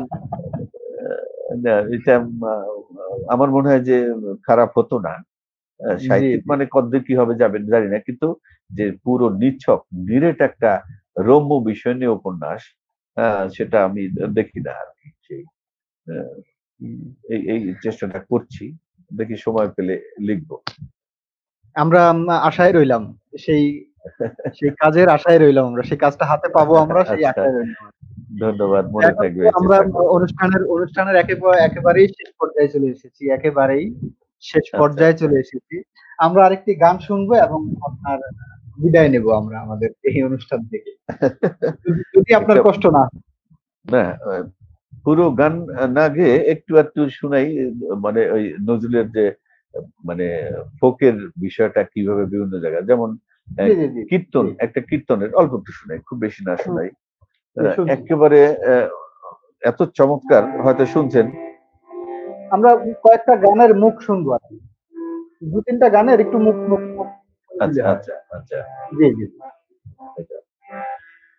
হৃদি পদ্মে চরণ রাখো, বাঁকা ঘন শ্যাম, বাঁকা শিখি পাখা নয়ন বাঁকা, বঙ্কি মোথাম। হৃদি পদ্মে চরণ রাখো, বাঁকা ঘন শ্যাম, বাঁকা শিখি পাখা নয়ন বাঁকা, বঙ্কি মোথাম। তুমি দাঁড়ায় ত্রিভঙ্গে, অধরে মুরলি ধরে, দাঁড়ায় ত্রিভঙ্গে, অধরে মুরলি ধরে, দাঁড়ায় ত্রিভঙ্গে, বাঁকা শিখি পাখা নয়ন বাঁকা, বঙ্কি মোথাম। হৃদি পদ্মে চরণ রাখো, বাঁকা ঘন শ্যাম, বাঁকা শিখি পাখা নয়ন বাঁকা, বঙ্কি মোথাম। একটা কীর্তন, জি আরো জি অনেক কীর্তন। আছে। হ্যাঁ, পুরোটা গাইলাম না, কিন্তু কত চমৎকার না এর কথা, সুর। হ্যাঁ, এবং আবেদন হ্যাঁ, মনে হয় যে আবেদন। আবেদনটা সেটাই। একদম জি। কৃষ্ণকে অনুভব করতে না পারলে, রাধাকে অনুভব করতে না পারলে এরকম বাক্য, এরকম ভাষা, এরকম শব্দ তো আসার কথা না। এবং সাবলীল ভাষায় এখানে তিনি হচ্ছে আসলে উচ্চারণ সাবলীল করতে পারতেন। ভাষায়। সেটাই, জি। সেটাই, সেটাই আরকি। হ্যাঁ। তারপরে নজরুলের আ একটা গান আছে। এই অল্প একটু শোনাই। এর মধ্যে জি, ফোকের জি, আবেদন আছে, সুরের মধ্যে হচ্ছে ঝিলমিল ঝিলমিল, ঝিলমিল ঝিলমিল, ঝিলের জলে ঢেউ খেলিয়া যায় রে, ঝিরি ঝিরি ঝিরি হাওয়ায় রে, ঢেউ খেলিয়া যায়। ঝিলমিল ঝিলমিল ঝিলমিল, ঝিলমিল। ঝিলমিল ঝিলমিল, ঝিলের জলে ঢেউ খেলিয়া যায় রে, ঝিরি ঝিরি ঝিরি হাওয়ায় রে, ঢেউ খেলিয়া যায়। ঝিলমিল ঝিলমিল ঝিলমিল। ঝিলমিল। হ্যাঁ। হ্যাঁ, ঝিলমিল ঝিলমিল, আমিও ঝিলমিলের মধ্যেই আছি। আচ্ছা, আচ্ছা। এইখানে একটা জায়গা, এরপর এটা চুল উড়ায়, ফুল কুড়ায়, আল পথে কেউ যায় না, পাগল হাওয়া আঁচল টেনে, আর তো নাগাল পায় না, মন কাঁদে হায় হায় রে, আজ তুমি কোথায়, কোথায় রে, তুমি কোথায়। ছল ছল ছল ছল, ছল ছল ছল ছল ছল ছল ছল। চোখের জলে যায় রে, ঝিম ঝিম ঝিম বর্ষায় রে, ঢেউ ঝিলমিল খেলিয়া যায়। ঝিলমিল ঝিলমিল ঝিলমিল, ঝিলমিল। ঝিলমিল ঝিলমিল ঝিলমিল, ঝিলমিল ঝিলের জলে ঢেউ খেলিয়া যায় রে, ঝিরি ঝিরি ঝিরি হাওয়ায় রে, ঢেউ খেলিয়া যায়। ঝিলমিল ঝিলমিল, ঝিলমিল ঝিলমিল, একটা গান। এখানে কিন্তু সেই লোক মানুষের কথা আছে, কিন্তু ওই যে চুল উড়ায়, লোকজ ফুল উপাদান, কুড়ায়, লোকজ উপাদান সন্নিবেশ। আলপথে কেউ যায় না, তাই না? এরকম আরো বহু বহু নজরুলের কত গানে কত কিছু আছে। হুম, হুম। তো আমরা আসলে এই প্রোগ্রামের মানে ২-৩ ঘন্টা, মানে যদি ৫ ঘন্টা ডিউরেশনও রাখি তাহলেও মানে চালিয়ে শেষ হবে যাওয়া না। যাবে আর কি। চালিয়ে যাওয়া যাবে। এখন আসলে একটু একটু থাকতেই হয়, আকর্ষণ থাকার জন্যই, যে গানের আচ্ছা প্রতি আচ্ছা, আকর্ষণ থাকে, এজন্যই আমাদের অনুষ্ঠান শেষ করতে হবে। হ্যাঁ, না ঠিক আছে, হ্যাঁ। তো সর্বোপরি এখন আপনি একটু দর্শকের উদ্দেশ্যে নজরুলের লোকজ হ্যাঁ, গান এবং কবিতা বিষয়ে আপনার সর্বশেষ মেসেজ এবং আপনার আহ, বইটার বিষয়ে একটু বলে আপনি হ্যাঁ হ্যাঁ, শেষ করুন। আচ্ছা, জি, ধন্যবাদ। সেটা হচ্ছে, আমরা গান শুনি, আনন্দ পাই, জি, আমরা জি, কবিতা পড়ি, আনন্দ পাই, কিন্তু এর মধ্য দিয়ে একটা মেসেজ থাকে। প্রত্যেক সাহিত্যিক, প্রত্যেক শিল্পী তার সৃষ্টিকর্মের মধ্য দিয়ে একটা সংবাদ আমাদের কাছে পৌঁছে দেন। সেই জি, জি, সংবাদটুকু আমাদের গ্রহণ করা দরকার। আর সেই সংবাদটুকু আমাদের গ্রহণ করে, আত্মস্থ করে সেটা প্রয়োগ করাও দরকার। এই যে আজকে লোকজ বিষয় নিয়ে কথা হলো, এত কথা, আমরা আমাদের চারপাশে যদি তাকাই, আমার সন্তানদের দিকে তাকাই, তারা এই লোক ও সংস্কৃতির থেকে অনেক দূরে সরে আছে। আমরা আজকাল ওয়েস্টার্ন কালচারে অভ্যস্ত হচ্ছি। সংস্কৃতিটা শুধু গান বাজনার মধ্যে না, খাদ্যাভ্যাস, পোশাক আশাকের মধ্যে, আচরণে, চুলের জি, স্টাইলেও। তো হুম, আমরা, আমাদের সন্তানরা, আমাদের সমাজের যারা শিক্ষার্থী, তারাও আমি দেখতে পাচ্ছি সে এই বিদেশি সংস্কৃতি গ্রহণ করা যাবে না তা না। যখন আমার সংস্কৃতি বাদ দিয়ে সেই সংস্কৃতিটাকেই আমি চর্চা করছি, তখন কিন্তু আমি নিরালম্ব হয়ে পড়ছি, আমি শিখর শূন্য হয়ে পড়ছি। তো আমার আজকের আবেদন থাকবে, এই লোকজ কথাবার্তা যে বললাম, তার মানে আমি আমার ঐতিহ্যকে ভালোবাসবো। ঐতিহ্যের মধ্যে, আমার লোক সংস্কৃতির মধ্যে আমার ভাষাও কিন্তু আছে, ভাষা বাদ দিয়ে না। হ্যাঁ, আমি আমার আঞ্চলিক ভাষাটাকে লিখিতভাবে নাই লিখি, কিন্তু সেটাকে আমি লালন করব না, হারিয়ে দিব, এটা হতে পারে না। আমি শিক্ষিত হয়েছি বলে আমার অঞ্চলের সেই ভাষাটা, আঞ্চলিক ভাষাটাও কি ত্যাগ করে দেব? তা আমার সবার কাছে আবেদন আবেদন, থাকবে। জি, আবেদন, জি, আমরা যেন এই লোক সংস্কৃতিকে ধারণ করি, চর্চা করি, অন্যকে চর্চা করতে উদ্বুদ্ধ করি। আমার যারা সন্তান আছে, শিক্ষার্থী আছে, তাদের মধ্যে এই বোধটুকু ছড়িয়ে দিই। তার কারণ, এই লোক মানুষেরা যারা লোক সংস্কৃতি, লোক ঐতিহ্য সৃষ্টি করেছেন বা করে চলেছেন, তারা কিন্তু সর্বধর্মের মানুষ। তারা কেউ কোনো একটা ধর্মের গণ্ডির মধ্যে থাকে না। সেইখানে একাত্মতা। আগেও বলেছি যে সমস্ত নদীর জল, সমস্ত সমুদ্রের জল একাকার, একটার সাথে একটার একটা মিল আছে। তেমনি মানুষের, আমাদের সকল মানুষের ভিতরে এরকম একটা ঐক্যসূত্র আছে। সেটা যদি আমরা হারিয়ে ফেলি, তাহলে আমরা আমাদের মনুষ্যত্বকে হারাবো। আমার আবেদন থাকবে যে আমরা যেন এই লোক সংস্কৃতি, লোকজ ঐতিহ্য, বাংলা, বাঙালির কৃষ্টি, কালচার, এগুলাকে লালন করি, ধারণ করি। হ্যাঁ, আবার উত্তরাধিকার সূত্রে অন্যরা, আমাদের সন্তানরা যেন সেটাকে অনুধাবন করে, গ্রহণ করে। সাথে সাথে আমি নজরুলের দুটো লাইন বলে শেষ করব। জি, গাহি সাম্যের গান, মানুষের চেয়ে বড় কিছু নাই, নহে কিছু মহিয়ান। মহিয়ান। আহ, নাই দেশকাল পাত্রের ভেদ, অভেদ ধর্ম জাতি, সব দেশে সব কালে, ঘরে ঘরে তিনি মানুষের জ্ঞাতি। ওই যে আবার বলি, গাহি সাম্যের গান, মানুষের চেয়ে বড় কিছু নাই, নহে কিছু নয় মহিয়ান। কিছু মহিয়ান। আপনাকে, আমার এইটাই আপনাকেও আজকের অশেষ সর্বশেষ সংবাদ। ধন্যবাদ আপনাকে, যারা শুনছিলেন সকলকে ধন্যবাদ। আপনাকে আন্তরিক ধন্যবাদ। আপনি শত ব্যস্ততার মধ্যেও আপনি, আমরা জানি যে আপনি শুক্র এবং শনিবার একটু অবসরে থাকেন বাসায়। সেই সময়ে আপনাকে আবার মানে অতর্কিত হামলাই বলবো, যে অতর্কিত হামলা করে আপনার অবসর সময়টুকুকে কেড়ে নিলাম। এজন্য আন্তরিকভাবে দুঃখিত এবং দুঃখ প্রকাশ করছি। না পাশাপাশি না, আপনি আপনাকে ধন্যবাদ। পাশাপাশি আপনি যে বিষয়টা সর্বোপরি সব শেষে এসে মেসেজ দিলেন, যে লোকজ উপাদান, লোকজ উপাদান আমাদের সর্বধর্মীয় সম্প্রীতিতে গুরুত্বপূর্ণ ভূমিকা পালন করে আসছে, আবহমান কালচারকে, আবহমান কাল, সংস্কৃতি। তো আমাদের দর্শকের উদ্দেশ্যে সেই আহ্বানই থাকবে, সেই আবেদন থাকবে, যে আপনারা আহ, এই বিষয়গুলাকে, নজরুলের এই বিষয়টাকে অত্যন্ত গুরুত্বের সাথে যদি আমরা অনুধাবন করি, তাহলে আমাদের সমাজ থেকে এই বেহায়াপনা, অশ্লীলতা মুছে যাবে। আজকে আমাদের যে তারুণ্য, সেই তারুণ্য যদি এই সংস্কৃতিতে বিশ্বাসী হয়ে চর্চা করে, আমার মনে হয় না, আমাদের মনে হয় না যে তারা এই যে বকে যাওয়ার যে আমরা রূপ দেখছি, তার মধ্যে তারা রূপান্তরিত হবে। আপনাদেরকে আন্তরিক ধন্যবাদ। আপনারা কষ্ট করে দেখলেন দীর্ঘ সময়। পাশাপাশি নেটজনিত বিভিন্ন সমস্যার কারণে আপনারা হয়তোবা দেখতে একটু কষ্ট হয়েছে। আমাদের উম আ উচ্চারণ, আমাদের শব্দ আপনাদের কাছে ঠিকমতো পৌঁছায়নি। আপনাদের কাছে মাঝে, আন্তরিকভাবে মাঝে ক্ষমা চেয়ে বাবলিং নিচ্ছি। হচ্ছিল। জি, ক্ষমা চেয়ে নিচ্ছি। ক্ষমা সুন্দর দৃষ্টিতে দেখবেন। সবাই ভালো থাকবেন। শুভেচ্ছা। শুভেচ্ছা সবাইকে।